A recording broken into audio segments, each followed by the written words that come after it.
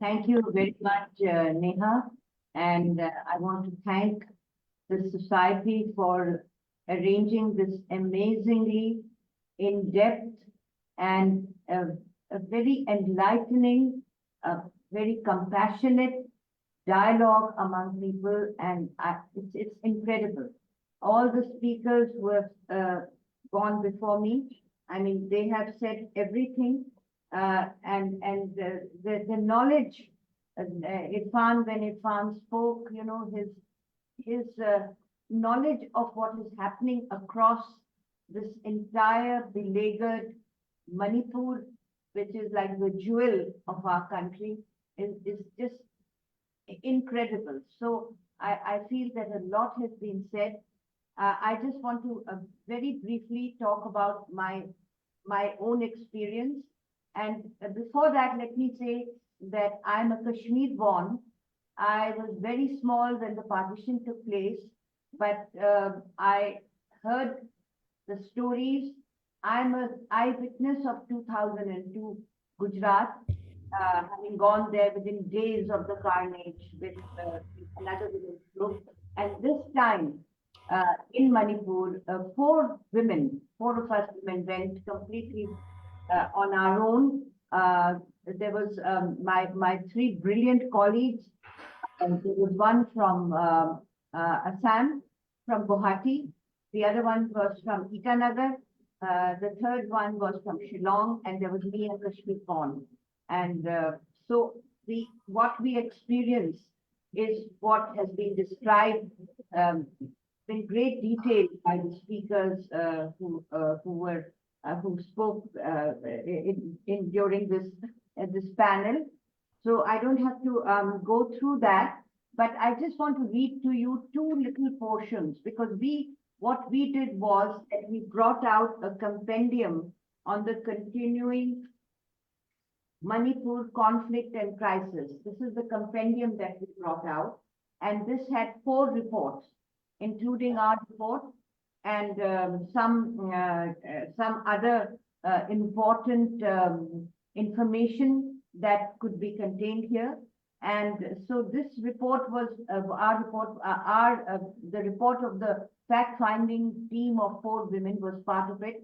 And I just want to read a few lines, which is my very personal experience. All right. There is a sense that I am in a foreign country.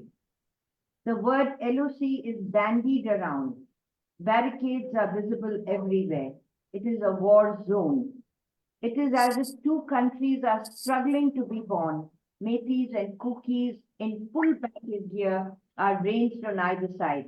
AK-47 bombs, hand grenades, sights and sounds which send a chill body signal. I am in Manipur. So then I talk about this delegation of 4 women, and then I say that I stand here because since the last 20 years, when Kangla fort was handed to the people, I have identified with Manipur. Today, we are in mourning, and I quote 4 lines from a poet whose name is Vamik Kotpuri. Wrote these 4 lines when Gandhiji was assassinated, but in a manner, it also what is happening in Manipur. And John Vamik says, "Ye kaun qatl ho gaya?" I do read the translation. "Ye kaun qatl ho gaya? Ye kaun dil ka raaz sabse kaise kaise so gaya? Jawab iska kaun de कि खुद हमारे हाथ उस लहू में है रंगे हुए." Who has been killed? Who has been put to sleep while pouring out his heart? Who will answer? We, but our hands are dyed in the same blood. And our hands are dyed in the same blood because what have we done? We have sacked the rest of the country. Now, slowly Manipur is fading away from our memories. So how much we have done, how much have we struggled. Today being a year since the carnage, today Delhi is abuzz with Manipur. There are meetings all through the day. There is a demonstration at Jantar Mantar. There was an event held at Karwan-e-Mohabbat, where all the people who got together, the feelings were expressed, and so, but this is one day. But can we forget Manipur? Every single day it looms in our conscience. And then I said, and then I described my two experiences. There were many experiences, but I just described two. One in a Methi area, which is very close to the so-called line of control, which is the LOC between Bishnupur and Churachandpur, and our taxi driver, who happened to be a Muslim, and Muslims are of course relatively very safe because they are neither Methis nor Kukis nor Nagas, they are just Muslims. So this driver was terribly scared to go through all those, Irfan described all those barricades. He was very, very scared. So we 15 or 10, even 5 kilometers away from Churachandpur, we had to stop, we could not move. So when, so this one experience when reaching that border was that 3 members of the family had been killed early in the morning, and we could hear the sound of guns, and we could hear the screams of people, and we thought maybe this is the end. But you know, it really didn't matter. It didn't matter because we wanted to go and express our love and sympathy and cry with the young woman who had lost her husband and lost her brother. And you know, who killed them, what happened, that will never come out. And the second experience that I record here was when we went to the last post, which is Tengnopal, which is about 30 kilometers from the border with Moreh. And there we saw these Kuki women sitting in pouring rain, and they refused, young women, they refused to move from there. And the Kuki Women's Union for Human Rights voices rose all around us.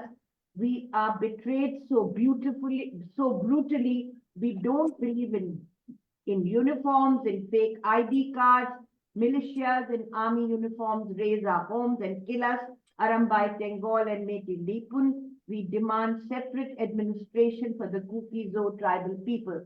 So that was a scene that stayed in my heart. It was imprinted in my heart. The sight of those young women. And then I thought again, 4 lines from a poet, which I think Irfan also quoted from Sahib Ludhianvi.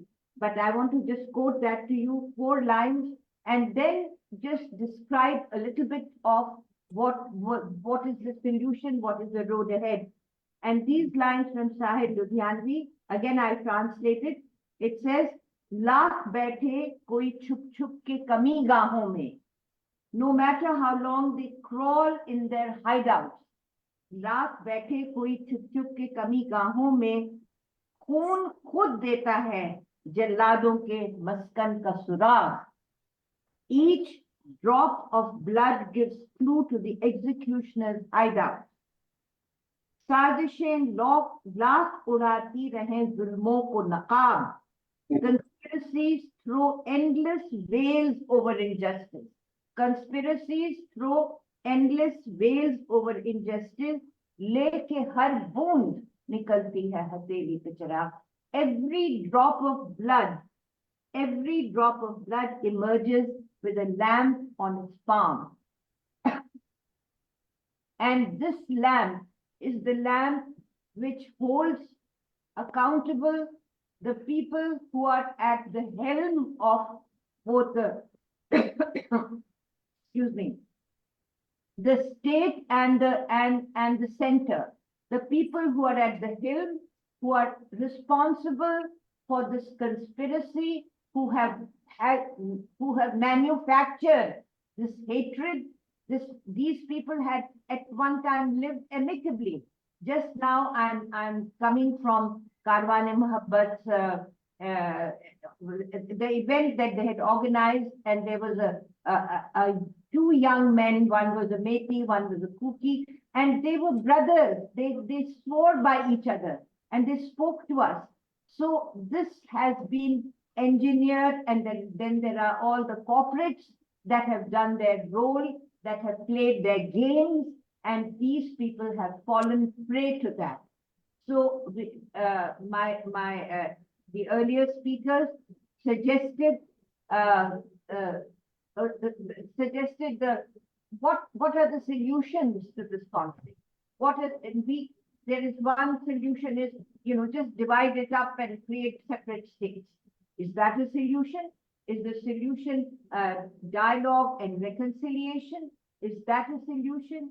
Is the solution to actually pour your heart out and get people who will be sane and sensible and who will not be afraid and speak to them and try to bring them together?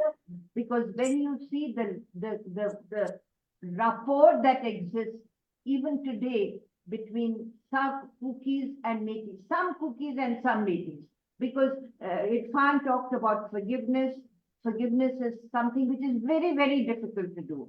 My family was slaughtered during the partition. Can I forgive? Is it possible to forgive? Actually the lynching and the beheading, all of these atrocities that were committed, but there is some, if there is a way out, that's the only way. Our religion teaches us to forgive, whether it's Islam or Christianity or Hinduism or Sikhism. I think that is also something which, but when it actually happens to you, when it happens to me, we had a release of this compendium. There was one woman. She spoke about the atrocities and the fear that she could ever not even step into the valley, because she knew that she would be immediately killed. And I was crying with her at that point, and I thought, this pain is something which is, it's a personal pain. It's something which hurts me, and yet we have to find a way out. And I'm a Kashmir born. My part of the country is burning. It's burning so much that people have become impervious to it. And I'm also a child of... I'm not getting the audio. So what is the problem with the audio? Anyway, I'm just finishing it. No, you can hear me because I'm speaking on the phone, but I am on the laptop and I cannot hear. I don't know. Anyway, I'm so sorry. If you can't hear, because anyway, Okay. my devices are all on. Okay.